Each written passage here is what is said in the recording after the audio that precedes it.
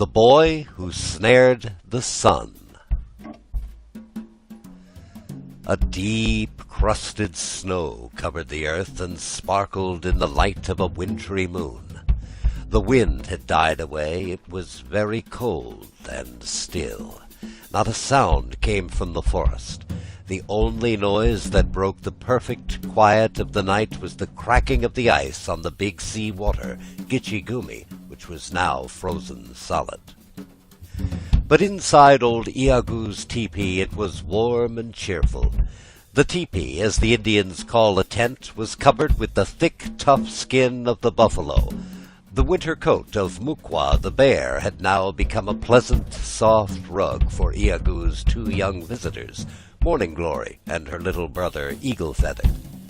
Squatting at their ease on the warm fur, they waited for the old man to speak. Suddenly a white-footed mouse crept from his nest in a corner and, advancing close to the children, sat up on his hind legs like a dog that begs for a biscuit. Eagle Feather raised his hand in a threatening way, but Morning Glory caught him by the arm. "No, no," she said, "you must not harm him. See how friendly he is and not a bit afraid. There is game enough in the forest for a brave boy's bow and arrow. Why should he spend his strength on a weak little mouse?" Eagle Feather, pleased with anything that seemed like praise of his strength, let his hand fall. "Your words are true words, Morning Glory," he answered. "Against Akmik the beaver, or Wabisi the wild swan, it is better that I should measure my hunter's skill." At this, Iagu, turning around, broke the long silence.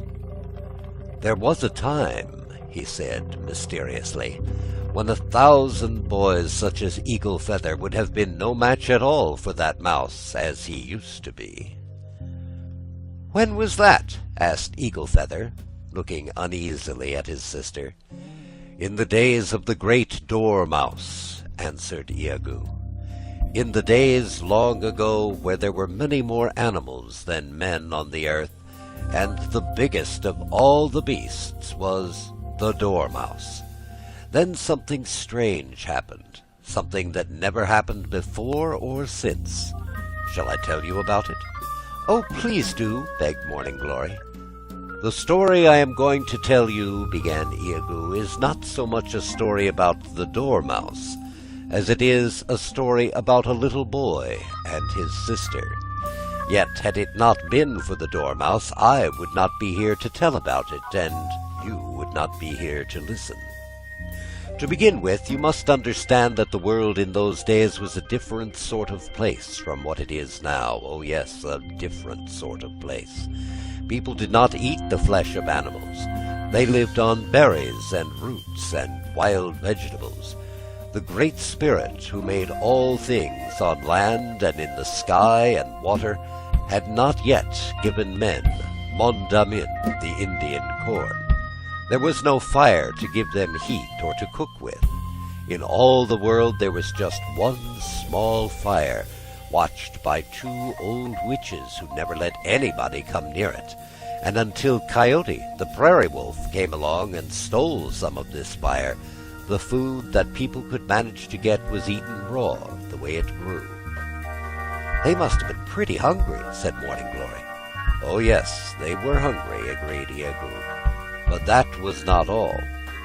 There were so many animals and so few men that the animals ruled the earth in their own way. The biggest of them all was Bosh Quadosh, the mastodon. He was higher than the highest trees, and he had an enormous appetite. But he did not stay long on earth, or there would not have been food enough even for the other animals." "I thought you said the dormouse was the biggest," interrupted Eagle Feather. Iagu looked at him severely. "At the time I speak of," he continued, "Bosh Quadosh, the mastodon, had just gone away. He had not gone a bit too soon either, for by this time the only people left on the whole earth were a young girl and her little brother." "Like Eagle Feather and me?" asked Morning Glory. "The girl was much like you," said Iagu patiently. But the boy was a dwarf who never grew to be more than 3 feet high. Being so much stronger and larger than her brother, she gathered all the food for both and cared for him in every way. Sometimes she would take him along with her when she went to look for berries and roots. "He's such a little boy," she said to herself, "that if I leave him all alone, some big bird may swoop down and carry him off to its nest." She did not know what a strange boy he was, and how much mischief he could do when he set his mind upon it. One day she said to him, "Look, little brother, I have made you a bow and some arrows. It's time you learned to take care of yourself, so when I am gone, practice shooting, for this is a thing you must know how to do." Winter was coming, and to keep himself from freezing, the boy had nothing better than a light garment woven by his sister from the wild grasses. How could he get a warm coat? As he asked himself that question, a flock of snowbirds flew down nearby and began pecking at the fallen logs to get the worms. "Ha!" said he. "Their feathers would make me a fine coat."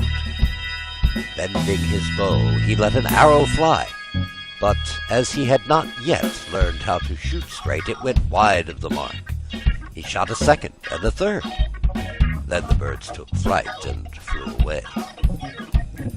Each day he tried again, shooting at a tree where there was nothing better to aim at. At last he killed a snowbird, then another and another. When he had shot 10 birds, he had enough. "See, sister," he said, "I shall not freeze. Now you can make me a coat from the skins of these little birds." So his sister sewed the skins together and made him the coat, the first warm winter coat he had ever had. It was fine to look at, and the feathers kept out the cold. Yah! He was proud of it. With his bow and arrows he strutted up and down like a little turkey-cock. "Is it true," he asked, "that you and I are the only persons living on earth? Perhaps if I look around I may find someone else. It will do no harm to try." His sister feared he would come to some harm, but he had made up his mind to see the world for himself, and off he went. But his legs were short, and he was not used to walking far, and he soon grew tired. When he came to a bare place on the edge of a hill, where the sun had melted the snow, he lay down, and soon was fast asleep. As he slept, the sun played him a trick. It was a mild winter's day. The bird skins of which the coat were made were still fresh and tender, and under the full glare of the sun they began to shrivel and shrink. "Yah! What's wrong?" he muttered in his sleep, feeling the coat become tighter and tighter. Then he woke, stretched out his arms, and saw what happened. The sun was nearly sinking now. The boy stood up and faced it and shook his small fist. "See what you have done!" he cried with a stamp of his foot. "You have spoiled my new bird-skin coat. Never mind. You think yourself beyond my reach up there, but I'll be revenged on you. Just wait and see." "But how could he reach the sun?" asked Morning Glory, her eyes growing rounder and rounder. "That is what his sister said when he told her about it," said Iago. "And what do you think he did? First he did nothing at all but stretch himself out on the ground, where he lay for 10 days without eating or moving. Then he turned over on the other side and lay for 10 days more. At last he rose to his feet. "I have made up my mind," he said. "Sister, I have a plan to catch the sun in a noose. Find me some kind of cord from which I can make a snare." She got some tough grass and twisted it into a rope. "That will not do," he said. "You must find something stronger." He no longer talked like a little boy, but like one who was to be obeyed. Then his sister thought of her hair. She cut enough from her head to make a cord, and when she had plaited it, he was much pleased, and said it would do. He took it from her and drew it between his lips, and as he did this, it turned into a kind of metal, and grew much stronger and longer, till he had so much that he wound it round his body. In the middle of the night he made his way to the hill, and there he fixed a noose at the place where the sun would rise. He had to wait a long time in the cold and darkness, but at last a faint light came into the sky. As the sun rose, it was caught fast in the noose, and there it stayed. Iago stopped talking and sat looking into the fire. One might have supposed that when he did this he saw pictures in the flames and in the red coals, and that these pictures helped him to tell the story. But Morning Glory was impatient to hear the rest. "Iago," she said timidly, "did you forget about the dormouse?" "Yeah, the dormouse, no. I have not forgotten," answered the old man, rousing himself. When the sun did not rise as usual, the animals could not tell what had happened. Ajidamo, the squirrel, chattered and scolded from the branch of a pine tree. Kagaji, the raven, flapped his wings and croaked more hoarsely than ever to tell the others that the end of the world had come. Only Mukwa, the bear, did not mind. He had crept into his cave for the winter, and the darker it was, the better he liked it. Wabon, the east wind, was the one who brought the news. He had drawn from his quiver the silver arrows with which he chased the darkness from the valleys, but the sun had not risen to help him, and the arrows fell harmless to the earth. "Wake! Wake!" he wailed. "Someone has caught the sun in a snare. Which of the animals will dare to cut the cord?" But even Coyote, the prairie wolf, who was the wisest of them all, could think of no way to free the sun. So great was the heat thrown out by its rays that he could not come within an arrow's flight of where it was caught fast in the magical noose of hair. "Leave it to me!" screamed Ken-Yu, the war eagle from his nest on the cliff. "It is I alone who soar to the sky and look the sun in the face without winking. Leave it to me!" Down he darted through the darkness, and up he flew again with his eagle feathers singed. Then they woke the dormouse. They had a very hard time doing it, because when he once went to sleep, he stayed asleep for 6 months, and it was almost impossible to arouse him. Coyote crept close to his ear and howled with all his might. It would have split the eardrum of almost any other animal. But Kugabin Guaqua, the dormouse, only groaned and turned over on his other side, and Coyote had a narrow escape from being mashed flat like a corn cake. "There is only one thing that will wake him," said Coyote, getting up and shaking himself. "I will run to the mountain cave of Animiki, the thunder. His voice is even more terrible than mine." So off he went at a gallop.